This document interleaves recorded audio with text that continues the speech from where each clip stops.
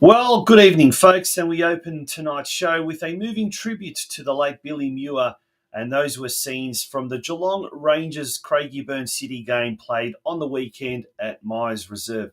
Good evening, my name is Tonchi Prusak, and I will be with you for the next 60 minutes or so. We've got a very, very special show tonight. A little bit later on, we'll be catching up with the all-time games record holder at the Geelong Rangers, Martin Guilfoyle. And he'll give us his own little take, his own little tribute to the late Billy Muir, who indeed was a club legend at Geelong Rangers and sadly passed away just last week. Also on the show tonight, we've got a real story that could have had a tragic ending, but has resulted in quite a triumphant one. Ante Kerlich moved to Geelong about 2.5 years ago with his wife, Kaya, and they live now in Bellbrae. And he was a promising footballer whose life took a turn for the worse when he was 17 years of age, and he found out that he would need a liver transplant, or otherwise his life would be quite dire. He ended up getting a liver transplant and has become a very good footballer in his younger days. He has just recently been selected for the Australian national team for the inaugural Transplant World Cup in Italy next month in September. And Ante will also be joining us this evening to talk about his selection in the Australian national team and fulfilling a lifelong dream. In addition to that, on the weekend, North Geelong Warriors captain Ryan Opperman played his final home game in the red, white and blue at Alco Park in front of the home fans. He will be playing this week against Melbourne City away in his final game, but next year he'll be moving interstate for work purposes. And we will also be catching up with Ryan, who has spent 7 illustrious seasons at Alco Park, and we'll talk a little bit about his journey there and what the future holds for Ryan Opperman. We've got a massive, massive show, as I said, and a big shout out to our major sponsor, the Gordon. Without the Gordon, certainly none of this would be possible, and we really, really appreciate their support this year. We've got lots to get through tonight, folks, so without further ado, here's our first commercial break, and then straight after that, we launch into the news desk. Your future is in your hands. There is a whole world waiting for you, and your choices determine how you will impact it. At the Gordon, we recognise this. That's why we champion hands-on learning. Get your hands dirty. Grab what's in front of you. Learn by doing. Turn your passion, your ideas, and mould them into your creations. You'll be supported the entire way. You'll grow your skills in small classes, guided by teachers who are industry experts. You'll learn in state-of-the-art facilities or out in a real-world workplace setting. Your hands-on experience will increase your understanding and put you ahead of your university peers. You'll graduate work-ready and you'll graduate sooner, with a huge range of qualifications to choose from and support services to enable your success. Now is the time to continue your learning journey. At the Gordon, your future is in your hands.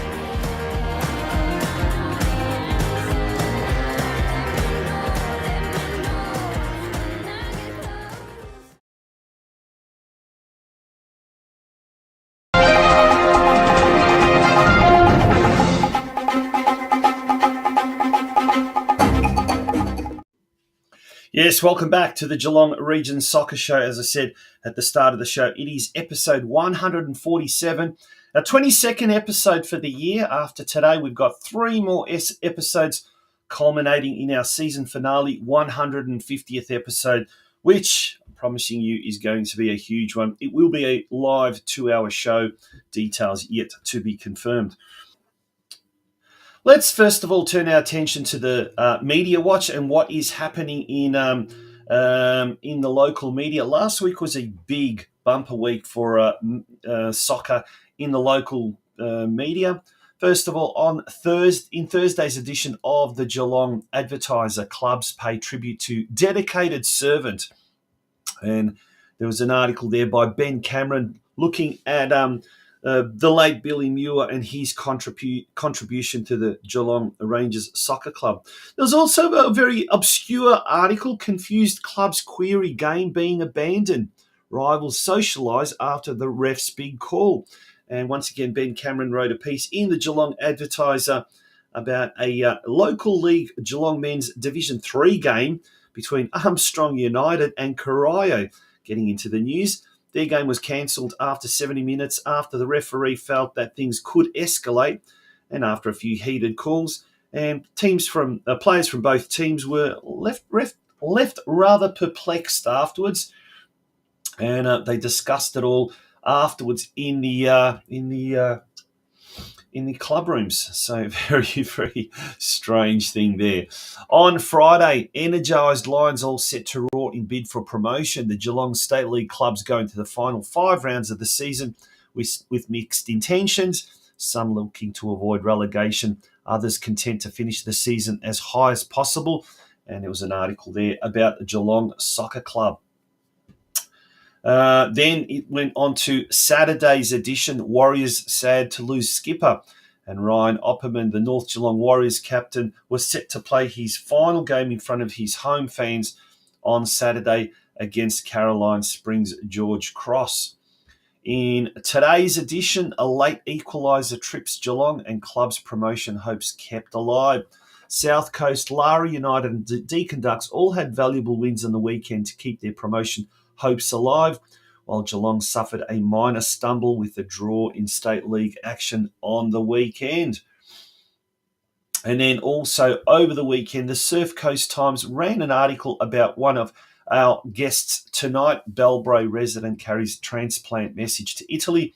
Ante Kerlich, who now calls Bellbrae home, has been selected in the Australian national team for the Transplant World Games, the inaugural Transplant World Games, which will be held in Italy. And a little bit later on in the show, we will be speaking to the man himself about the upcoming Transplant World Games. In the meantime, let's turn our attention to the Victorian Premier League. North Geelong Warriors came up against Caroline Springs George Cross. 1-1 was the result, and Ryan Opperman, the man of the moment, playing his last game in front of his home fans for North Geelong Warriors, scored the Warriors opener. George Cross levelled in the second half. This weekend, the Warriors, who are already relegated to VPL 2 for next season, they come up against Melbourne City, who are 5th at Casey Fields. That game kicks off at 3 p.m, essentially a dead rubber. Melbourne Victory have been promoted into NPL next year, and second place Preston Lions could also join Melbourne Victory in next season's elite statewide competition. Geelong Galaxy came up against the might of Casey Comets on the weekend, And in round 18 of the VPLW, they came back with a 5-0 loss. Galaxy, who slipped now to 9th position on the standings, they host Melbourne University, who are 7th at Hume Reserve this Sunday at 3 p.m. in what is going to be a round 19 fixture. Okay, let's turn our attention now to State League 1 action. And Geelong took an early lead through Rory McKeon, but Western Suburbs scored late in the day to rob Geelong 2 valuable points. Here's some footage of Rory McKeon's absolute blast.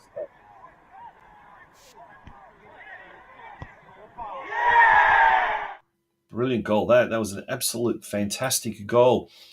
And as we said, Geelong dropped points, valuable points, but there is the light at the end of the tunnel was the two teams, Whittlesea United, who are first, and Brimbank Stallions, who are second, also dropped points.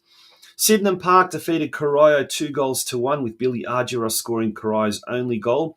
Geelong Rangers, they scored a memorable 2-0 win over Craigieburn City, tributing that win to the late Billy Muir. Anthony Piratina and Takahashi scoring the goals for the Rangers. In State 4, Bell Park defeated Westside Strikers, Marinovic and Hernandez getting the goals for the All Whites. Bowen and Truganina fought out a 1-1 draw with Davis scoring the goal for Bowen. And Surf Coast move a step closer to claiming the State League 4 title with a 2-0 win over Barnstone Worth United. Luka Jurkovic and Kuriyanagi scoring the goals for the Coasters. They only need a draw in their next game, which will be at home and which will be against second place Keilor Wolves, and they will be crowned champions. More on that just a little bit later. State League 5. Deakin Ducks did their promotion hopes absolutely no harm with a 6-2 thumping of Tane United. Kalimbi scoring 3. Wyeth scoring 2. He's now got 17 goals, which is the same as Lara United's Tristan McGrath, but he's out of action for the rest of the season. So Sam Wyeth's got a golden opportunity to capture the Golden Boot Award as well. And Byron Interissi scoring the other goal for Deakin. For Lara United, that should be Kuipers, not Jipers. Josh Kuipers scoring a hat-trick. Mayondo 1 and Oscar Mayondo another goal. 5-0 win over ETA Buffalo. Lara United are looking very, very good. 8 points clear at the top, and they are looking very, very good to claim that State 5 title. They will be in State 4 next year, and Deakin Ducks certainly could be the same. And we could see 4 Geelong teams in State League 4 next year, with Bowen and Bell Park staying up in State 4. And Surf Coast set to move to State 3. Ocean Grove travelled to Bendigo and came away with a 6-2 loss for Veta, and Honeyford scoring those goals for the visitors. Let's look ahead to this weekend in State League 1. Upfield hosts Geelong, so it's 6th versus 3rd at Gibb Reserve. Corio could do Geelong a huge favour. They need a win to get out of that bottom 2. Even though it's only the bottom side that gets relegated, they'll certainly be keen to get out of the bottom 2. And it starts with a home game against second place Brimbank Stallions. A win is needed here for Corio. And Brimbank also are very desperate to get a win because it's the top 2 in State 1 that will get promoted to next year's VPL2 competition. And we're all hoping that Geelong can get promoted. And then next year we will see Geelong and North Geelong playing the big derbies twice next year. In State 2, Hume United, who are in 8th, they host Geelong Rangers in 11th spot. That game at Laura Douglas Reserve is going to be kicking off at the later time of 6 p.m. In State 4, as we said, top of the table clash. This is where Surf Coast could clinch the league title. They come up against second place Keilor Wolves. A massive crowd is expected for this game. Banyawari Reserve kick-off at 5 p.m. Just down the road at Grovedale Reserve, Bowen taking on Melton Phoenix, 9th versus 3rd. Balmoral, who are 4th, they host Bell Park, who are in 10th position, and that game kicks off at 5:30 p.m. So some late games there in the State League 4. In State League 5, Deakin Ducks host ETA Buffalo. They need to keep winning. It's important with, 3 games to go, that they win all of their remaining games in order to secure second spot and a promotion berth. Ocean Grove travels to 6th placed Spring Hills. That's at Springside Recreational Reserve and also kicking off at 3 p.m. And then Lara United travels to 7th placed Wyndham FC at Victoria University Hoppers Lane. Dare I say a draw or certainly a win will secure the league title for Lara. So a lot of important games coming up on the weekend in the men's State League competition. In the women's State League competition, 2 wins from 2 games for our Geelong ladies. In State League 1 Northwest, North Geelong travelled to Caroline Springs, and unlike the men who could only draw at home the day previously, the women came away with a thumping 6-0 win. Now get this, young Anastasia Simic scored 4 goals. Last week she scored 5 goals in 30 minutes. This time she scored 4 goals, and the teenager is just running rampant. She's only, I think, 14 years of age. She is an absolute star of the future. Louisa Kump also scoring a goal, and Marcela Fierro also for the Warriors. Round 16 action this weekend sees the Warriors, who are in 3rd, host bottom-placed Brunswick Zebras 10th. Not only is a win important here, but also they need to secure a good goal difference if they want to move up into second spot, with Mill Park still, I think, 3 points clear of North Geelong Warriors in that second position. In State League 2, Rangers defeated Altona East Phoenix. Well done to the Rangers women, 2-1. And they're certainly running into some very good form at the tail end of the season. Cope scored that goal scored both goals, in fact, for the Rangers. A very emotional weekend for the Geelong Rangers Football Club up at Myers Reserve, and certainly a very triumphant one as well, with both the senior men's and the senior women's recording wins. This weekend, Rangers travel to 4th placed Sydenham Park to take on Sydenham Park at Keilor Lodge Reserve, and those games kicking off at 3 p.m. All right, folks, well, we're going to take a short commercial break, and when we return, our first guest will be Ante Kerlich, who has just made the Australian national team for the World Transplant.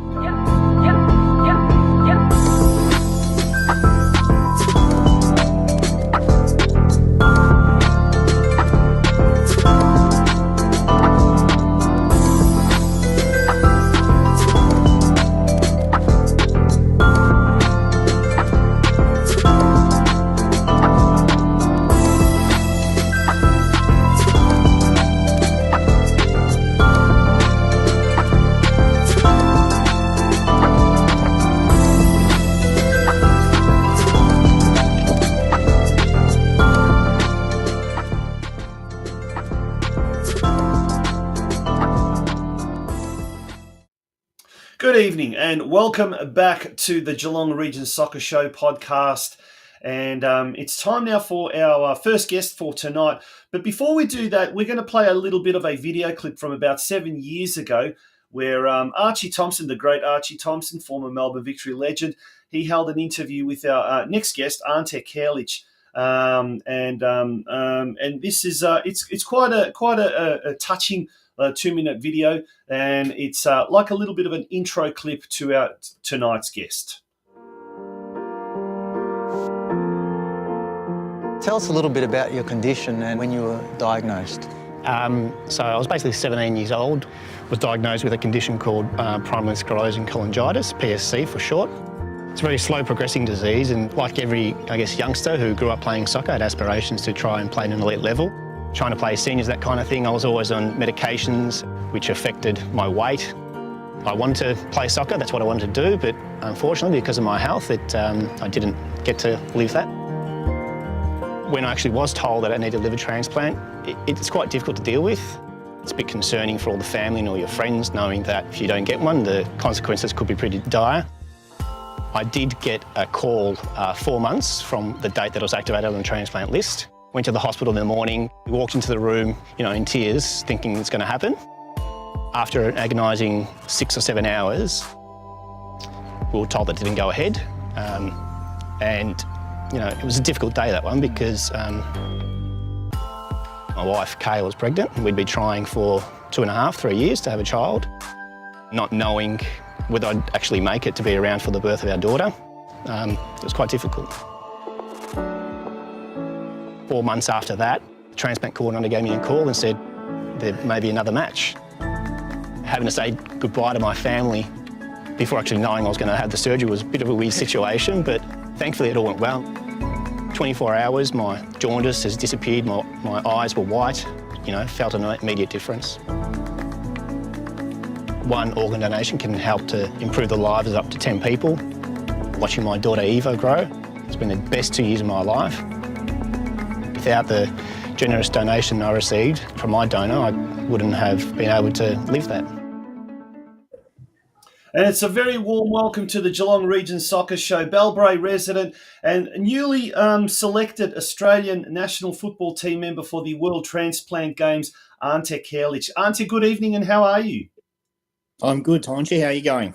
Very well, mate. Very well. Thank you for joining us here on the Geelong Region Soccer Show. Before we talk about the World Transplant Football Cup, or the Transplant Football World Cup, and your selection in the Australia team, you're a resident of Bellbrae, but you're actually originally a Melbourne boy, yourself and your wife, and you came down here a couple of years ago. But you come from a very famous footballing family. Let's talk a little bit about that. But how long have you been here in Geelong, and how did you sort of come about to decide to live in Geelong? Yeah, so it's been about 2.5 years. We obviously moved. I grew up in St Albans, obviously playing at St Albans Dynamo as a junior my whole life, and then we after COVID and obviously just with work and everything that was going on in life, we decided to basically just have a different pace, I guess, and a different upbringing for our children. In that we wanted a little bit more nature and a bit more land. Similar way that we grew up back in the in the 80s and 90s, where they spend more time outside. So that was a big push for us to try and get the kids outside. And I think I just wanted to slow down with work, and that was kind of the main reason. Yeah. Now, as you said, you come from a very famous footballing family. Your brother Ivan was well-known NSL striker, played for the Melbourne Knights and later at South Melbourne as well. And you yourself, growing up back in the days, you were a very, very talented footballer, but then tragedy sort of struck around about the age of 17, didn't it? Yeah, that's right. I, from the age of 17, I was diagnosed with a liver condition, out of the blue, really. Got home from school one day, was feeling unwell, went to the doctors and had some blood tests done. And from then on, basically, I had, was diagnosed with a liver condition. But then subsequently, a year after that, I ended up in hospital, and then had Crohn's disease as well. So it was kind of, a digestive issue as well as a liver issue. And at that time I was, breaking through the seniors, playing under Mickey Peterson at St Albans Dynamo. But, I guess with all the treatments that happen as you are, trying to get on top of these different illnesses and diseases, the different side effects. So I'm, at my time after I went to Green Gully under Ian Dobson, I decided to just give it a rest and obviously let my health, focus on my health, because I was, with all the medications I was on, I was really, not very mobile, and it was affecting obviously my performance and stuff. So, unfortunately, I didn't get to pursue, I guess, the semi-professional career that I wanted in the NPL or in the Premier League back then. But fortunately enough, I'm quite healthy now and trying to make up for it, I guess, at 44. Yeah, so in the prime of your footballing career, so to speak, you're 17 and it's been cruelly cut short by this degenerative disease. And you were basically told you'd need a transplant, or otherwise, things were going to be rather bleak for you. And as we saw from that little introductory video with Archie Thompson, can you believe 7 years have passed since then? I know, it's so quick, yeah. Time flies, but then obviously, ups and downs of all of that. First time there was a bit of a strikeout, but then you did manage to Yeah. get the transplant, and to say Yep. that was life changing is just an understatement, isn't it? Oh, without a doubt, Tonchi. It's as a youngster growing up, it's really not something that I ever thought about. You know, transplants in general, but obviously with the life-saving gift that I've been afforded, like I said, that first dummy run, they call it, when you were called for a transplant, you're thinking to yourself, oh, it's going to happen soon, because the way it works is basically on how sick a person is in terms of what the order, in terms of which they get a transplant. So being 4 months after I got listed, I was, my mindset was, okay, well, it's going to happen soon. It's going to happen soon. And then it didn't. It was another 3 months. So really the mental aspect of it at that point was really quite challenging, because your life's on hold. You're basically waiting. You can feel your from a physical perspective, you're deteriorating. You're not feeling well. And like I said, for us, it was an extra added stress because Kaya was pregnant with our daughter Eva, and as you can imagine, as a first-time dad, it's pretty scary not knowing whether you're going to be around for the birth of your daughter. So thankfully, it all went well with the surgery, and Eva arrived 4 months later.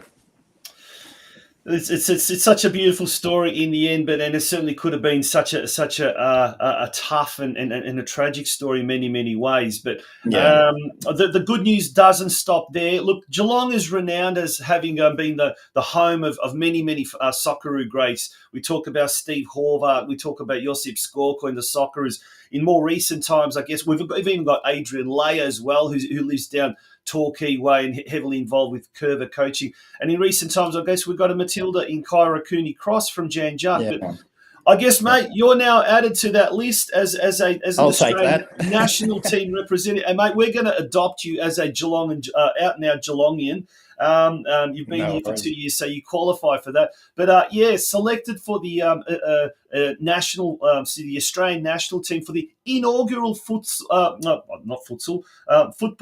Is it Transplant Football World Cup? Transplant Football World Cup. Yeah, that's right. next month in Italy, in Cervia. Mate, tell us about this and how this has come about. Yeah, so this was meant to actually go ahead in 2020, but obviously stopped in its tracks due to COVID. So the actual Transplant Football Club was created by the ex-chairman, who was the late Matty Hemstork. Unfortunately, Matty passed away in 2022 suddenly, but he was the driver behind creating the football club. He was a two-time kidney transplant recipient. Yep. And he was really passionate about the sport, but also getting people actively involved after transplant. In general, just keeping fit and healthy. He actually worked for Transplant Australia at the time. And he, along with Chris Thomas, the CEO of Transplant Australia, created a football commission at the World Transplant Games Federation, and basically put in, a submission to come up with this idea to have a Transplant Football World Cup. And I guess they made it happen. You know what I mean? It was, like I said, it was planned for 2020, but stopped in its tracks. But, once everything kind of, slowed down in terms of the COVID restrictions, we went back into planning mode. And, we this year held a national camp and trials for the World Cup. And we had quite a few people, I think 55 people from around Australia, who submitted interest in being involved with the club. And I think we had 30 odd people at the trials, which was great. Mm-hmm. And that was held under at Valentine Sports Park in the home of Football New South Wales. And yes. we had former A-League player Josh Rose was the coach that helped us through the selections. And that was obviously a process that in March, and then we made these selections for the team. I think it was in April, and ever since then we're kind of been in planning to, for this, obviously the inaugural World Cup, which I think this time there is about 11 teams participating. And for the first one, I think it's that's a great effort to obviously get everyone involved. Fantastic. That is absolutely awesome.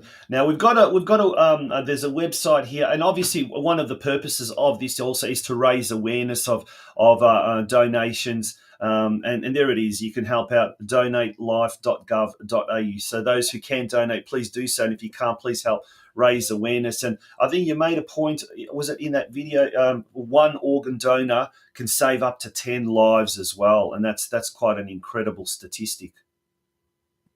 Yeah, I think the updated figures, I think nowadays are more like 7. But yeah, I mean, it's pretty amazing in terms of the impact that one organ donation can have. But more importantly, I think what happens is sometimes the family don't know the wishes of the individuals, and obviously at a time of grief, when you're dealing with a death of a loved one, sometimes those wishes don't get honoured. So a lot of people do register, but more importantly, it's also important to let your family and your loved ones know of your wishes, so that when that time, if it does come, obviously they know to honour what obviously you want to do.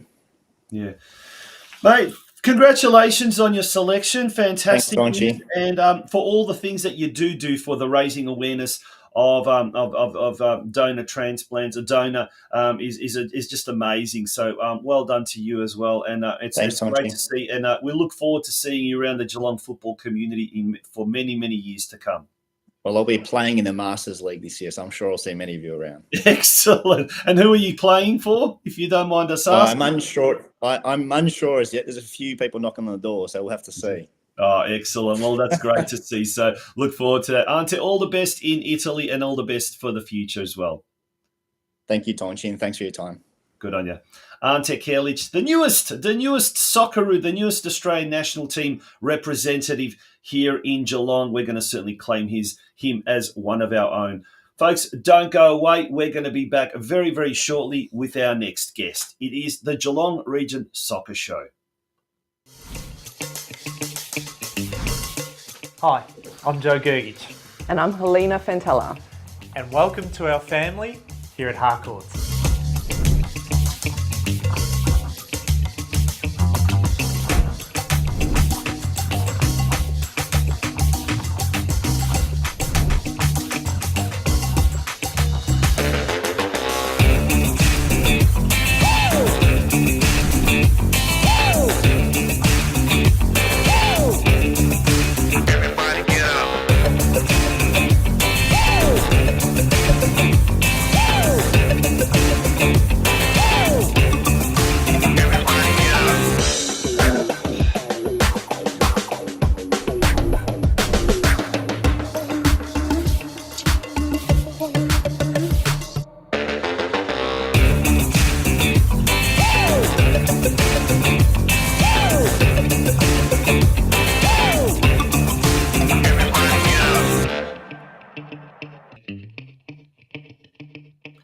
Welcome back to the Geelong Region Soccer Show, and it is time now for our next guest tonight. He's synonymous with North Geelong Warriors. This is his 7th season now, and during that time, he's captured the best and fairest twice. He's been the runner-up on 2 occasions, and of course, there's still the 2024 season to come. It could be 3 best and fairest. You never know, but this will be his last year at Alco Park, donning the famous red, white and blue kit of the North Geelong Warriors. And on the weekend, he played his final game in front of his home fans. And this weekend, he'll play his final game for the Warriors when they travel to Melbourne City away. It's an absolute pleasure to welcome to the show Ryan Opperman. Ryan, good evening. How are you? Yeah, good, Tonji. Thanks for having us. It was a bit of a bittersweet moment yesterday because obviously the team did really, really well against Caroline Springs George Cross, but unfortunately the team has been relegated, and it was your last home game of the season. But just before half-time, we saw a fantastic bit of play that resulted in you scoring a goal. Take us through this goal, by the way. Yeah, look, we spoke about it at half-time, there hasn't been many chances throughout the year that we've actually caught a team on the counter. Just found myself in a position to go forward, and I think that first pass was meant to go through to me, but Cassian played a good flick on, and then had to a bit of composure in front of goals, and we're lucky enough to win through. So good way to obviously end my cap at Alco Park, getting on the score sheet and right on half time. So gave me a bit of time to recover from the run. For the next year, the next half year. Unfortunately, the boys weren't able to hold out for a 3-pointer win. Would have been a fantastic way to send you off, but nonetheless, a 1-1 draw against a very, very good, very tough George Cross side. The season bit of a downer, unfortunately, but look, one of the positives, I guess, that has been the introduction of a lot of younger players, a lot of teenagers, and I guess you were, obviously being the captain there. But we saw what Stuart Begg said about you in the Geelong Advertiser over the weekend.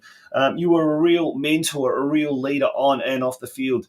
Did you enjoy that, or would you have preferred to just focus on your own game? And I mean, you're not that old of a player, so I mean, you're still at that stage where you could really just focus on your own game. But did you enjoy being kind of a bit of a daddy figure to a lot of players on and off the park? Yeah, it's a little strange because I've been in when I was obviously a lot younger. You had players that were in their 30s, mid 30s, that were sort of taking on that leadership role. So I found myself in that older role quite early in my career. I guess just through the natural progress of North Geelong and introducing a lot of young talent early on. So. I've been in obviously the VPL system back then and the NPL system for quite some time. So that maturity came across pretty early in my career, and I was able to gain a lot of knowledge through past players that I've played with, and trying to pass that down to the younger generation. We're fortunate enough at North Geelong. I think it's quite evident the youth system that we do have and the influx of talent that they have coming up through the ranks. And yeah, it's been disappointing, obviously, the year, but I think that's one highlight that we've definitely taken away is that ability to put on the field a lot of young players.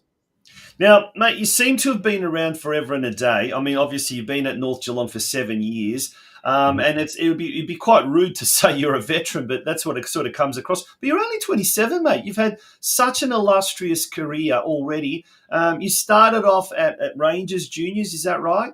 Yeah, so I started off at Rangers 29. I wish I was 27. 29, sorry, is it? I started off at Rangers early in my juniors career, and then I went up to Melbourne pretty early on, around my under 16s, and then was on Essendon Royals, and then went up to Richmond back in VPL days, and that's where I made my senior debut, and then was fortunate enough to work under Eckers, who was coaching for Sunshine George Cross on the weekend at Port Melbourne for a handful of years, which was really good, and I gained a lot of experience. And then through injuries and I guess getting older and work-life balance, decided to stay in Geelong, and was fortunate enough to play under Stuart with Rangers for just over half a year, and then that progressed across to North Geelong in 2017 when that was, so, and been there ever since. And that was you were coming back from an injury, weren't you? Was it a knee injury or something like that? I've torn my hamstrings about 3 times while I was in Melbourne. So I just had to sort of take a bit of a break and let the body heal it properly. And then it hasn't been really much of a concern since. And when you came to North Geelong, that was what, 2017? Yeah. It was certainly a completely different situation than it is today, I guess, with the players that were around, the coaches that were around, even the club administrators as well. So you've seen a lot of changes at Alco Park. You've seen many coaches come and go. You've seen many players come and go. Let's talk about coaches. Who have been some of the coaches that have had a real big influence on you? And maybe not just North Geelong, but even during your stint down in Melbourne. Yeah, look, I had the first coach at Richmond was Rick Menzick, who introduced me to the senior environment, which saw me get my debut for them in the VPL. And then Eric, who was my coach at Port Melbourne, sort of really gave me that continuous senior playing experience. Played against North a couple of times. Yep. And that was a real sort of real change in my sort of playing style and that senior environment and getting that. And that was Eric Vasiliadis, the George Cross coach. Yeah, correct. And then obviously coming to Geelong, I knew who Stuart Begg was. Obviously watched him when I was younger at North Geelong, and then coming across, we had who was it? Luciano was my Yep. first coach at North Geelong, and he sort of set the tone really for that professional environment. I think at one time we were training like 6 days a week during, Wow. and, Wow. and he's come from that top level of coaching. How did the players? How did the players react to that? Like at the time, can you remember? Cast your mind back. Look, it was definitely talked about during Yeah. the change rooms, But I think we had a very young and local team, and I think what separated us there wasn't much expectations for us going into that year because I think there was a high turnover of players. I think the only two players was Marco Stavagna and Michael Anderson at the time that had been there from the previous season. Yep. So they had a high turnover, but they decided to bring a lot of local Geelong players and a few of their 21s players at the time. And I think being able to train 5 to 6 days a week really gave us that advantage come game day, not only from a physical standpoint, but also, repetition, being able to play and gel together so much during the week at training. And since then, I guess you had who else did you have? We had Gags, we've had Stu, we had obviously Joey. Joey Diddlitzer. Yep. And James Coots was a big one for me. Yep. I think he mentored Stu in a lot of ways during those early years. I think he was there for 2 years. He played coach at one point as well. But I think his knowledge on the game is one of the best that I've come across. His ability to work with players as well, and that player management was top tier. So some incredible influences there off the field, some mentors, and no doubt some of them certainly shaped you with your game and your leadership qualities as well. Players, there's been some incredible players over the last 7 years that have played at Alco Park. That some have gone on to international stardom, so to speak. That we talk about the Skoko brothers as well. Yeah. But who are some of the players that you kind of really stick in your mind for various ways, various reasons? I think that, you have your standouts, like even Sergio this year, what he's accomplished in his career. Darius at the time, Darius Madison, who was come across from the States, and his ability to influence a game just on his own bat. You could give him the ball and he can do wonders with it. But I think the most thing that stands out for me is the core group of players that we've had that are Geelong based over the last 5 to 6 years that have really stuck together through the ups and downs, and that's sort of created what the culture we have. We're not a team of necessary superstar players that have been around for a long period in terms of 10, 20 years. Mm-hmm. But what we've been able to create is that culture of core group of players. So myself, Anthony Banavac, Hamish, Cozzy at the time. We've had Georgie, Stoz. So we've had a really good core group of guys that have sort of stuck together and really created a foundation that we hope, can pass on to these younger players that are coming through now, like your Pez's, your Dilich's, and the like. Yeah. Now, what was the reaction when you broke the news in the dressing room that you're most likely not going to come back next year? You decided to move interstate for work purposes. How was that received? Look, I kept it pretty low key. It wasn't something that I was anticipating going into the year. Definitely not. But over the last couple of months, it's something that's sort of come about, and we've just been waiting, I guess, to hear news from my work side of things. But yeah. Look, when I first told Stu, I think he didn't really think there was much truth to it. I guess there still wasn't 100% certain. I think he was probably hoping that it wasn't 100%. Look, it's bittersweet, and obviously I didn't really say anything until I think Friday. I put something out that really sort of made it really confirmed the situation. And then obviously spoke to the boys and Stu on game day, and then the boys had some nice words, and it was an emotional day, definitely. But look, I'll leave behind a young group of boys, and hope the club can continue on its work that they've done to date. Yeah, and we saw it was a very emotional day at your boyhood club at Geelong Rangers as well. They farewelled Billy Muir, an absolute club legend, and one thing that I get a chance to talk to a lot of people from a lot of different clubs is the characters, the people that make this football community Hours of Geelong, such a wonderful place, and I'm sure that's going to be a draw card for you, because one day you'll probably return and you'll probably want to don the pull on the boots and what you're not, or maybe take up coaching. Is that something that you're going to you leave the door open for a possibility down the track, a return? Yeah. Look, I'd be lying if I said I wouldn't. And people have asked me, like, would I take up coaching? But like you said, I'm still quite young, so I don't know where I will be in the next year or two. And that's not to say that I won't play again, but at the moment I can't see it happening. But I'll make an appearance on a Sunday league or something like that, maybe down the track. But for now, I think I'll stick to the sidelines and watch the next generation come through. But yeah, that's not to say I won't have some part to play potentially down the club in the future. And there's always the Masters Summer League, which is growing and becoming bigger and bigger. And before you know it, you're still a spring chicken, so you're still a while off, but you never know. Who knows? You might end up one day pulling on the dark navy blue of the Rangers and playing with Stuart Begg. But that's, like I said, that's still a long way to go. Yeah, correct. You never know. Yeah, we'll see. We'll see. I've definitely had conversations about it. That's for sure. Yeah, awesome, mate. Thank you so much for joining us on the show. All the best for Saturday, the final game of the season against the Melbourne City. It is a bit of a dead rubber, unfortunately, for the Warriors, but for you, hopefully you go out in style and, you don't break a leg or don't injure yourself. We're not going to put the mock on you, But no, wishing you all jokes aside, wishing you all the very, very best. And personally, on a personal note, thank you so much for the collaboration over the years during your time, both in a media sense, both on the show here with the Geelong Advertiser commentary or anything like that. Anytime we needed a comment from you, you were more than happy to provide us. So on a personal note, thank you, Ryan. Really appreciate it.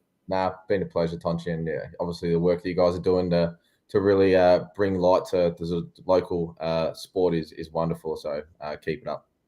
Good on you, mate. All the best, Ryan. Thanks, Tonchi. Appreciate it.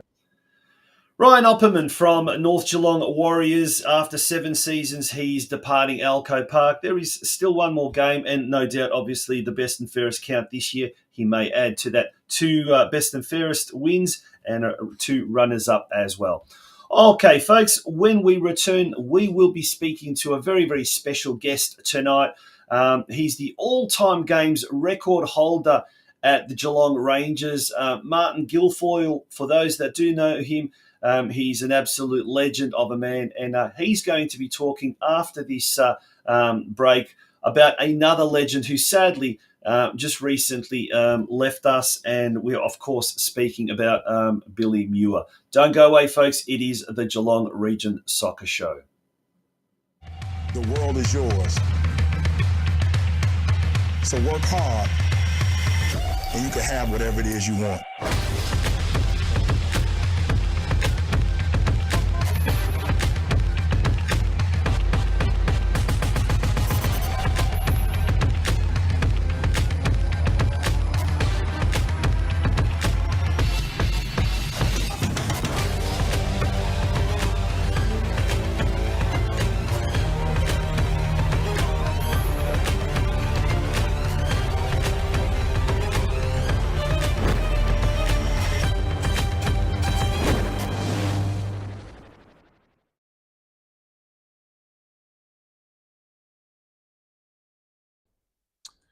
Okay, in this very, very special interview for the Geelong Region Soccer Show, I'm up here at Myers Reserve, home of the Geelong Rangers, of course, and it was a home away for home for the late Billy Muir, and someone that knew him very, very well, and someone that got to know Billy very well over that time, is the games record holder here at Geelong Rangers, Martin Guilfoyle. Martin, thank you so much for joining us on the Geelong Region Soccer Show. How are you and how's life treating you? Good. Thanks for having me, and life's going very well for me. Yeah. Now, you played 400 plus games, I'm told, which is an incredible achievement. And obviously, over that time, you've seen so much transformation at Rangers, but it's grown into such a big club. So many juniors. We've got a senior women's team, senior men's team as well. Yeah. There's great plans afoot as well to transform this entire complex. Mate, you must be pretty proud of where the club's gone. Yeah, how far it's come. It's from Amlin Park down in Calvert Street there, where I started as a junior, and to all the facilities that we've got today, and been a lot of work by a lot of people over last 40 years, and of course Billy was one of them sort of people, and but we're really pleased with the development, really happy with where everything's progressing, and it's just up and onwards for ages. Yeah. Now we asked you to come on the show to pay homage to Billy Muir, the late Billy Muir, who sadly passed away recently. And mate, you knew him quite well. Played with him. Yeah. He was involved in the club. Tell us a little bit about the great man. Well, there's a lot to tell about him, so I'll try and get as much as I possibly can in as possible. Billy came into the senior setup probably in '79, so from the under 15s. His dad coached the under 15s that year, and they won the championship in Melbourne. Beautiful. It was very tough in them days.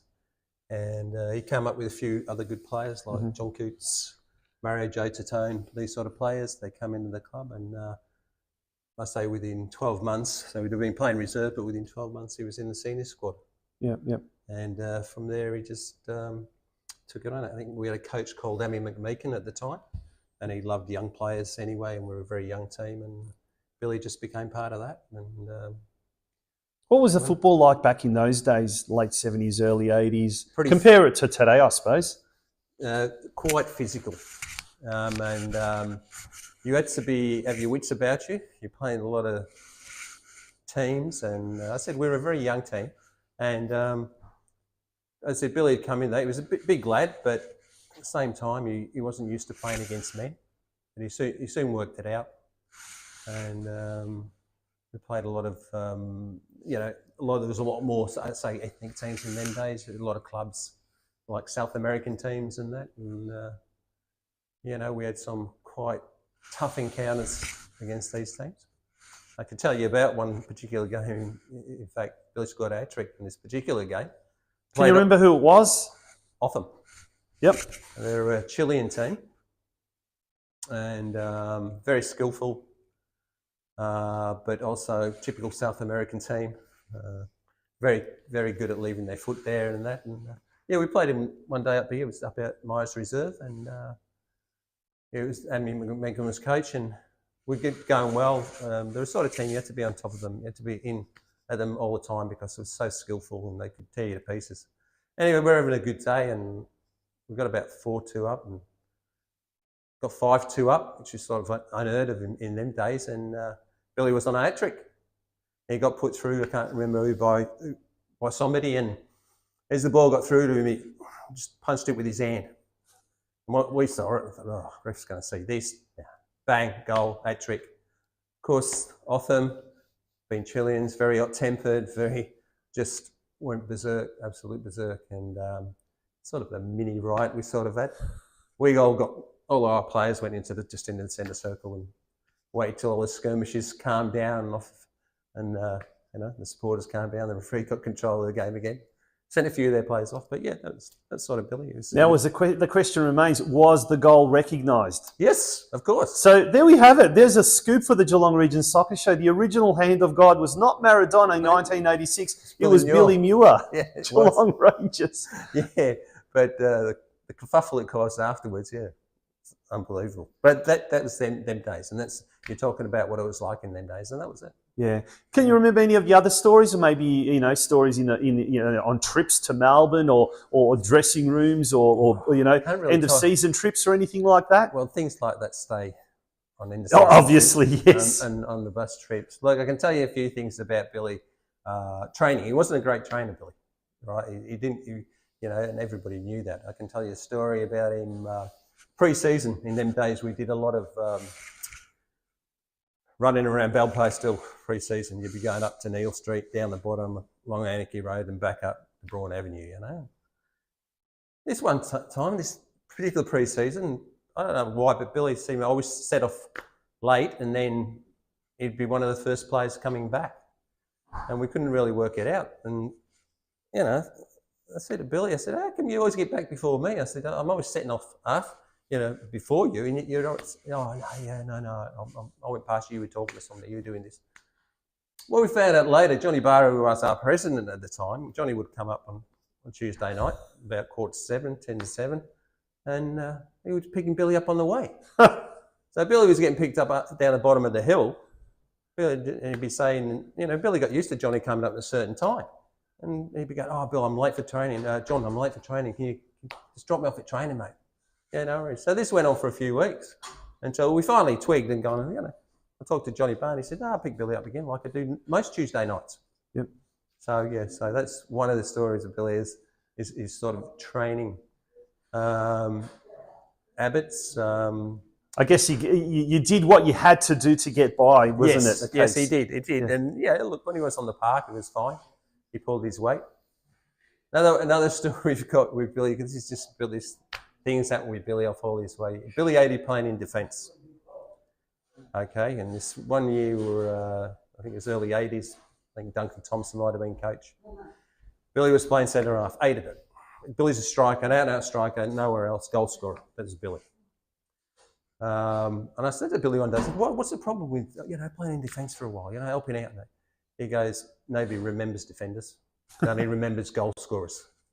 So I said, "Oh yeah, right." Anyway, I think Sean Conway was sweeping this day, and I think I was playing fullback, and Louis May and Ray Friday was playing the other fullback. And anyway, we're playing, I think it was Moreland, and they had a very good striker, big lad, good team. They were a good team. Anyway, we're drawing 0-0, and all I heard all day was Sean screaming at Willie, "Pick him up, pick him up, pick him up." Billy's going, I've got him. And Billy's idea of picking somebody up is 10 metres away. That was just the way. So this goes on all day. Sean's getting a horse in the flight, and having to cover Billy and that. So it gets to the last 5 minutes. We get a corner. "Billy, I'm going up front." "Billy, 5 minutes to go, mate. We're going to get a point out of this. It's a good result." "Well, I'll be up front. I'll be back in a minute." Ball coming over, Billy, bang, goal. We win 1-0. Coming off the park at the end of the day, Billy hasn't done his job all day, but he's a hero. All the supporters around Billy cheering Billy, "Willie, well done, you're a champion, well done, fantastic." That's Billy. That was the way Billy worked. That's the way he operated all through, He's, an illustrious playing career, something like 479 games. Yep. That's what it says. There's a photo up at the Mines Reserve club rooms with his photo and some of the games record holders.